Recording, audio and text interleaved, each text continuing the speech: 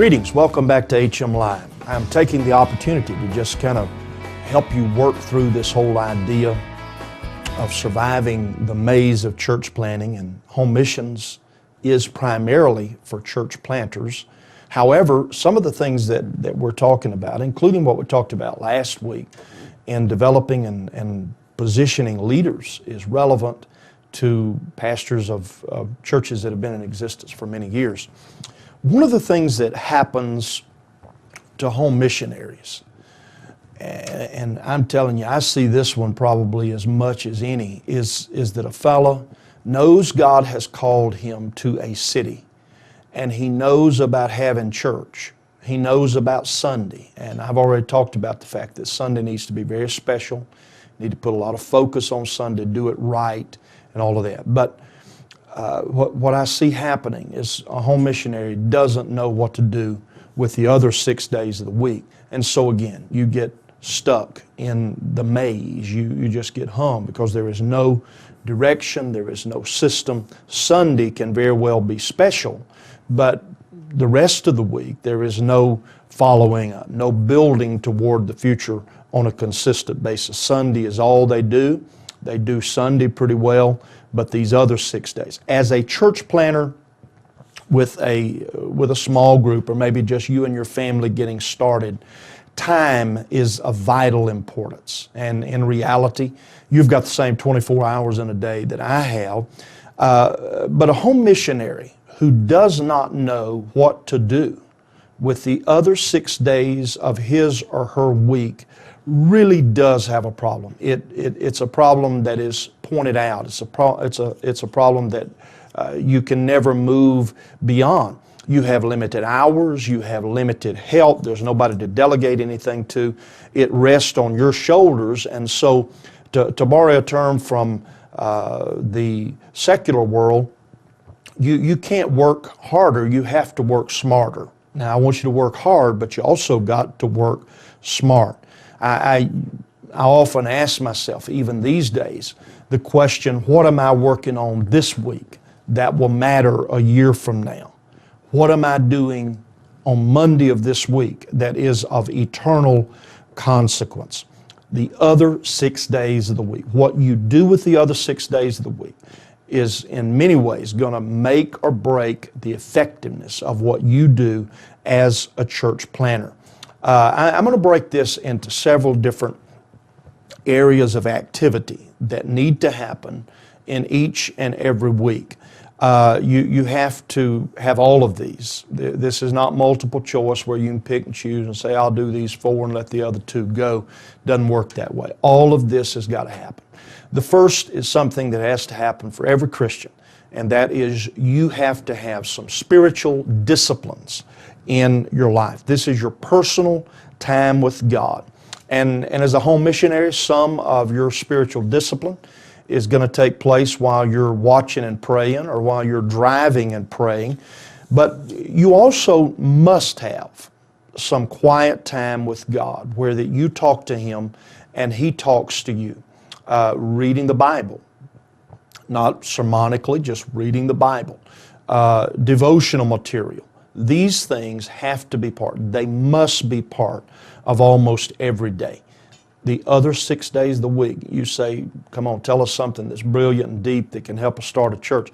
I'm going to tell you that if you don't take care of this part of it, you can't build a church. I don't care how much talent you got, it's not sustainable for the long term. Okay, the second component that has to be addressed in the other 6 days of the week is evangelism. Evangelism is not an option if you're going to build a church. You have to do the work of an evangelist.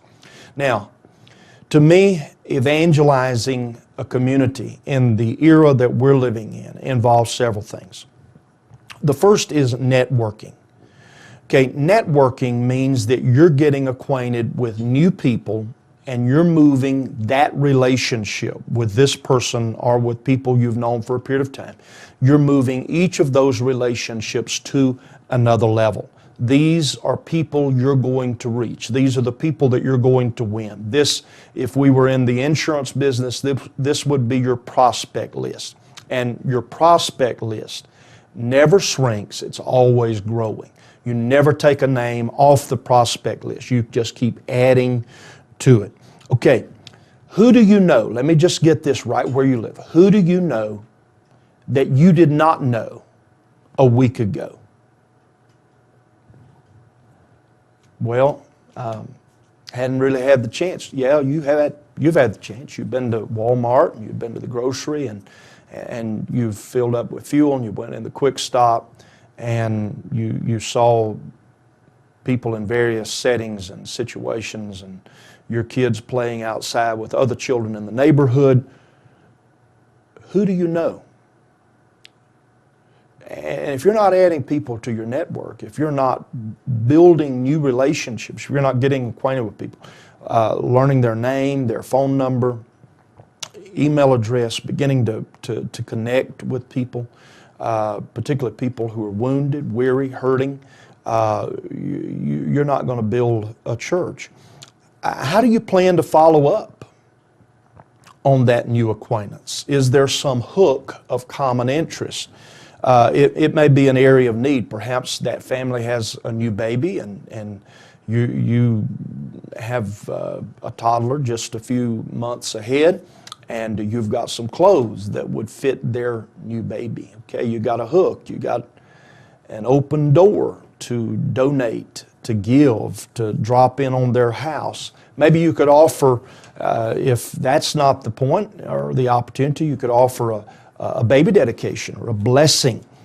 What pain is it that this person is going through that maybe with the help of God you can begin to address? Maybe they've just gone through a divorce. Evangelism is a long-term effort.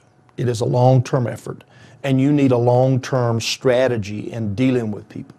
One of the things I learned as a pastor is if we were going to grow a church, we could not afford to alienate people in our rush to get them to the altar, to get them to say that people who are thinking people, it often takes them a little bit of time to make their decision to repent, to make their decision to be baptized. You've got to learn where people are, and you've got to meet them where they are and then move them further along through this process. Networking, getting acquainted with people, evangelism. If you hadn't met anybody new this week, it's early in the evening. It's time to get out and go get acquainted with somebody and begin to establish a habitual process of networking your community. Second component of this evangelism thing for you home missionaries is follow-up. People will visit your new church. If the only thing you're doing is sign evangelism, where you just got a building rented and you put a sign in the front door, believe it or not, there will eventually be somebody who visits. Now, that's not the right way, it's not the appropriate way to go about building a church, but even if that's the way you go about it, there will be people who eventually will visit your church. Some of them are going to be curious about what you're doing. Others are going to be some of these strange people who make it to just about every new church that gets started anywhere in town. They're going to come. You've already heard me talk about the interesting assortment of folks that you work with as a home missionary. These people who come, do you systematically get their name, their address, their phone number, their contact information? I've been in 2 home missions churches lately where I was incredibly disappointed. There were brand new people in both of those services. And both of those times, those folks left without anybody in that room getting their name, their address, their phone number. Okay, that won't work. You got to do better than that. What happens after you get the information? You're not getting the information just to put it in a file. Do they get a phone call from you? Do they get a note, a card, or a letter? When you phone them, do you ask them if they have any needs that you could pray about? Depending on who they are, depending on who you are.